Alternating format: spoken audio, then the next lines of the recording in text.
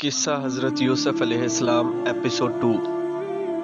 البتہ باپ کی جدائی میں آنسو بہاتے رہے ان کے دل سے بار بار یہ آواز آتی تھی کہ یوسف علیہ السلام گھبراؤ مت، حالات ہمیشہ ایک جیسے نہیں رہتے۔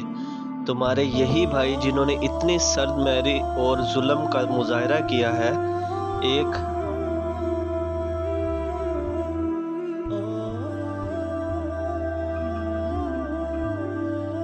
ایک دن شدید بدحالی کا شکار ہوں گے اور تیرے دروازے پر آئیں گے۔ اس وقت یہ اپنی جہالت اور اپنی بدعمالی پر شرمندہ ہوں گے۔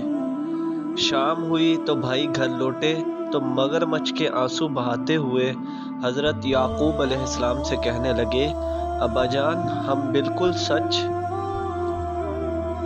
کہہ رہے ہیں، ہم دوڑیں لگا رہے تھے اور یوسف کو اپنے سامان کے پاس چھوڑ گئے تھے۔ جب ہم واپس آئے تو دیکھا یوسف کو بھیڑیا اٹھا کر لے گیا ہے۔ ابو، آپ ہماری بات کا یقین نہیں کریں گے اور یہی کہیں گے کہ ہم جھوٹ بول رہے ہیں۔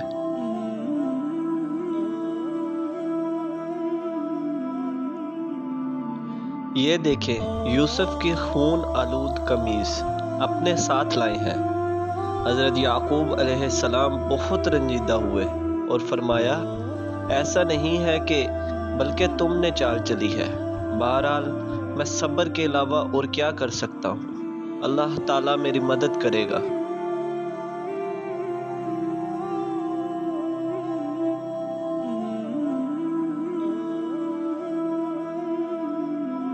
ادھر ایک قافلہ وہاں آ کر رکا، پانی کی تلاش کرنے والا کنویں کی طرف آ نکلا۔ اس نے ڈول کنویں میں ڈالا، یوسف علیہ السلام نے ڈول کو پکڑ لیا اور اس طرح وہ کنویں سے باہر آ گئے۔ وہ پانی کی بجائے ایک خوبصورت بچے کو دیکھ کر باغ باغ ہو گیا اور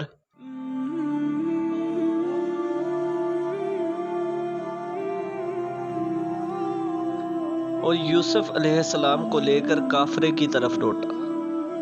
سب قافلے والے بہت خوش ہوئے۔ انہوں نے سوچا اس لڑکے کو مصر لے جائیں اور بھاری قیمت پر بیچ ڈالیں۔ وہ ایک دوسرے کو کہنے لگے، ذرا احتیاط سے کام لیں، ایسا نہ ہو کہ کسی کو پتہ چل جائے اور اس کو ہم سے چھین لیں۔ یوسف علیہ السلام کے بھائی اگلے دن صبح صبح کنویں کی طرف آئے تاکہ معلوم کریں کہ یوسف علیہ السلام پر کیا گزری۔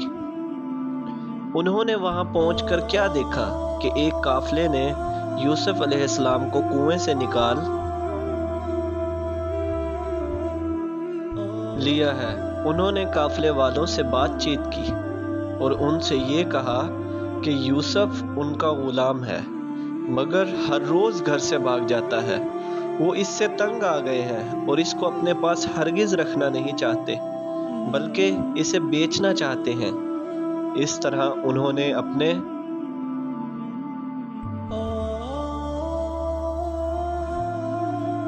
باصلاحیت، نیک اور خوبصورت بھائی کو چند روپوں کے بدلے بیچ ڈالا۔ قافلہ مصر پہنچا۔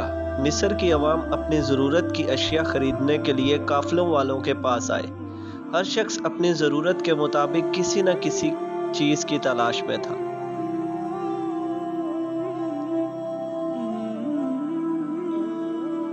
یوسف علیہ السلام کو دیکھ کر وہ لوگ سوچنے لگے کہ کیا یہ لڑکا بھی فروخت کے لیے ہے؟ اس زمانے میں رواج بھی یہی تھا کہ لڑکے لڑکیاں غلام اور کنیز بنا کر بیچ دیے جاتے تھے۔ چنانچہ ہر ایک چاہتا تھا کہ یوسف علیہ السلام کو خرید کر گھر لے جائے۔